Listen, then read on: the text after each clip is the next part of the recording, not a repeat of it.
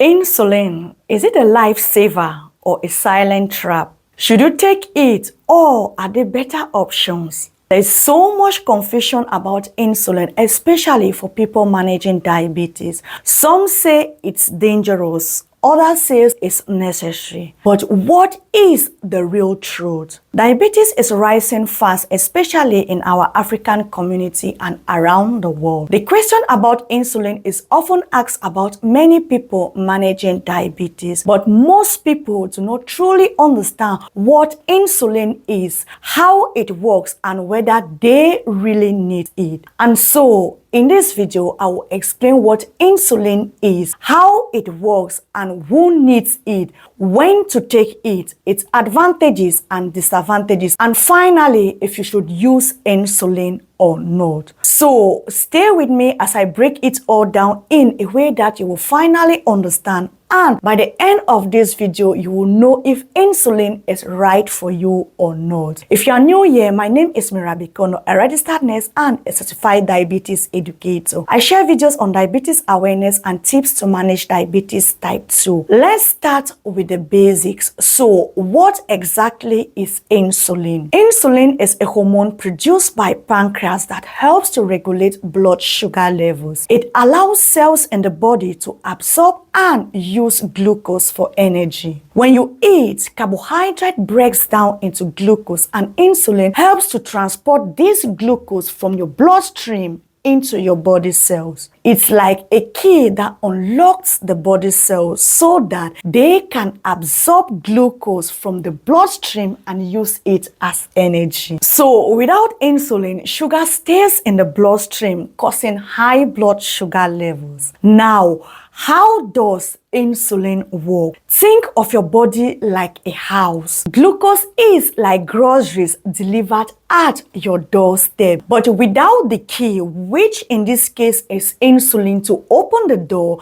the groceries will pile up outside and might even cause a mess. That is what happens when you have diabetes. Sugar builds up in the blood, leading to serious health problems. Now, let's talk about who actually needs insulin, because not everybody with diabetes needs insulin. There are two main types of diabetes, type 1 and type 2 diabetes. Type 1 diabetes, insulin is a must, and this is because the body doesn't produce insulin at all. It's an autoimmune disease, meaning that the body attacks the insulin producing cells called the beta cells in the pancreas, and so people with type 1 diabetes must take insulin because their body can't make it. And then we have type 2 diabetes. Yeah, insulin is optional, but sometimes it is needed. In type 2 diabetes, the body still makes insulin, but it doesn't work well, which is known as insulin resistance. For most people with diabetes type 2, they can easily manage their blood sugar levels with diet, exercise, and oral medications. However, some people with type 2 diabetes may eventually need insulin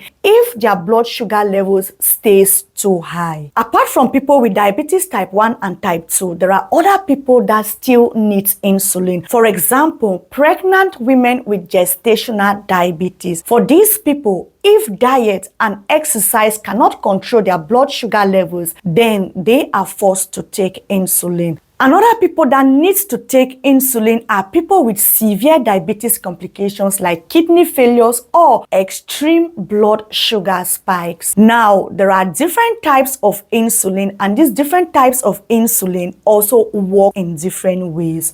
Let's look at the main 5 types of insulin based on how quickly they work. The first type is the rapid-acting insulin, which works really fast. This works within 15 minutes. These insulins are mostly taken before meals to quickly lower the blood sugar levels after meals. They last for about 3 to 5 hours. The second type of insulin is the short-acting insulin, and this works within 30 minutes. It lasts longer than the rapid-acting insulin, and that is between 5 8 hours. The third group of insulin is the intermediate acting insulin that lasts for up to 12 to 18 hours. So this type of insulin covers blood sugar for half a day or overnight. Number 4 type of insulin is the long-acting insulin that lasts 24 hours or even more. This type of insulin provides a steady level of insulin all through the day and also during the night. Number 5 is the pre-mixed insulin, which is a combination of different types of insulin. This type of insulin is good for people who want to take fewer injections but still need the mealtime injection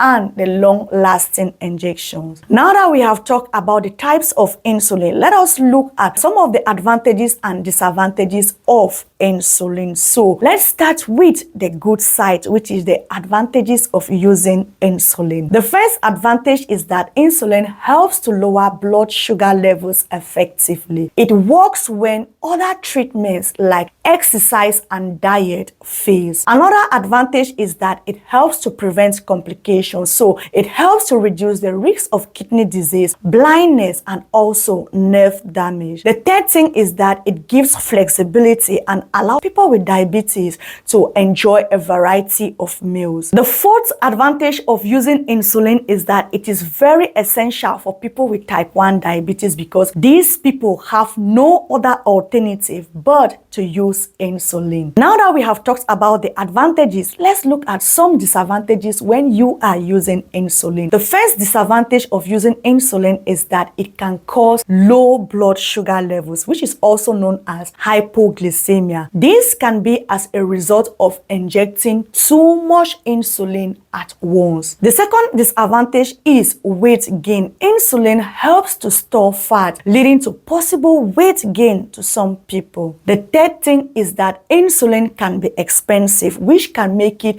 impossible for everybody to use it. And fourthly, insulin requires injection. For people who fear needles, this might be very inconvenient for them. Now that we have seen the advantages and disadvantages of using insulin, let us answer the big question. Should you take insulin? The answer depends on your situation. So if you have diabetes type 1, you must take insulin. There is no other choice. But if you have diabetes type 2, insulin is an option, but not the only solution. If your A1C is very high, let's say about 9 to 10%, insulin may be needed to quickly lower your blood sugar. If your doctor recommends it, it may be the best way to avoid serious complications. If you have type 2 diabetes, there are other alternatives than insulin, like lifestyle changes, which involve eating healthy diet, reducing carbohydrate, and practicing intermittent fasting. Oral medications like metformin and the GLP-1 medications are also good to help you manage your diabetes. Another alternative in the place of using insulin for people with diabetes type 2 is weight loss and exercise. Losing 5 to 10% of your body weight can improve insulin sensitivity, which can help to prevent you from using insulin. So, what's the truth about insulin? Should you take it? Insulin is not bad. It's a life-saving hormone that helps millions of diabetics live a normal life. If you have type 1 diabetes, you need insulin. There is no debate about it. But if you have type 2 diabetes, insulin is not always necessary, but it can help you to lower your blood sugar levels fast. The best approach is managing diabetes naturally first, but if insulin is needed, take it without fear.